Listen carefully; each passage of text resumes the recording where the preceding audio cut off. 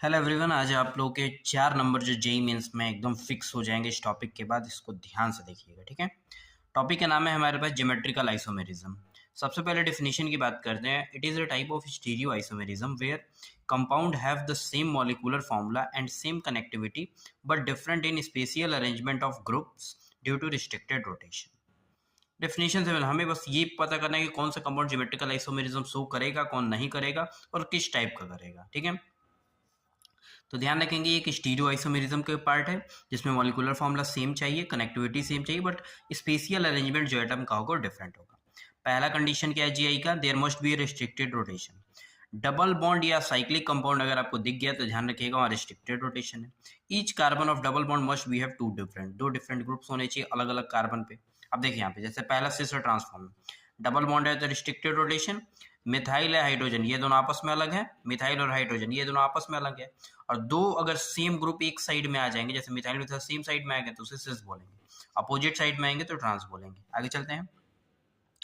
E and Z form. E and Z में जब चारों ग्रुप डिफरेंट हो तो फिर नंबरिंग करते हैं। नंबरिंग प्रियोरिटी ऑर्डर पे करेंगे, जिसका एटॉमिक नंबर ज्यादा, एटॉमिक नंबर सेम है तो मास नंबर ज्यादा देखेंगे। तो CH3 इसमें एटॉमिक ज्यादा था 1 2, यहाँ पे नाइट्रोजन का ज्यादा था 1 और 2, तो 1 और 1 सामने सामने आ गए तो जेड होता है। सामने सामने सेम ग्रुप तो जेड। अब यहाँ पे अपोजिट साइड आ गया 2 और 2 अपोजिट, तो यहाँ पे क्या आ गया? ई आ गया, ठीक है। अब आगे चलते हैं, एक सेकंड। यस, टाइप 3 में देखेंगे cyclo alkene up to 7 membered ring does not show geometrical isomerism. Cyclo alkene का मतलब क्या होता है? साइक्लो का मतलब साइक्लिक फॉर्म और एल्कीन का मतलब डबल बॉन्ड। मतलब साइक्लिक स्ट्रक्चर के अंदर अगर डबल बॉन्ड लगा हुआ है तो साइक्लो एल्कीन है, राइट।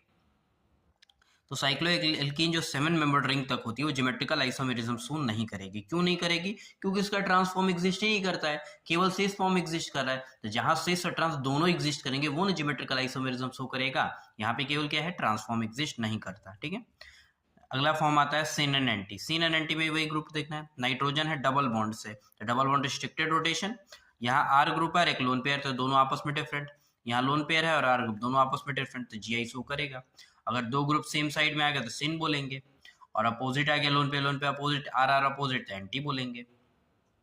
यहाँ देखिए मिथाइल है C2H5 है, ये डिफरेंट है, डबल बॉन्ड है तो रिस्ट्रिक्टेड रोटेशन, और लोन पेयर और OH अलग अलग ग्रुप्स हैं, तो यहाँ पे भी हमारे पास डिफरेंट ग्रुप हुए, रिस्ट्रिक्टेड रोटेशन हुआ, तो ज्योमेट्रिकल आइसोमेरिज्म शो करेगा।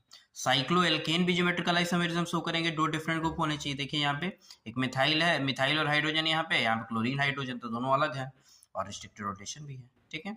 सेम कहानी यहाँ भी है, तो ये भी जीआई शो करेगा, ठीक है। आई होप सभी को वीडियो पसंद है, अच्छा लगा तो प्लीज शेयर करें, सब्सक्राइब करें दोस्तों के साथ। थैंक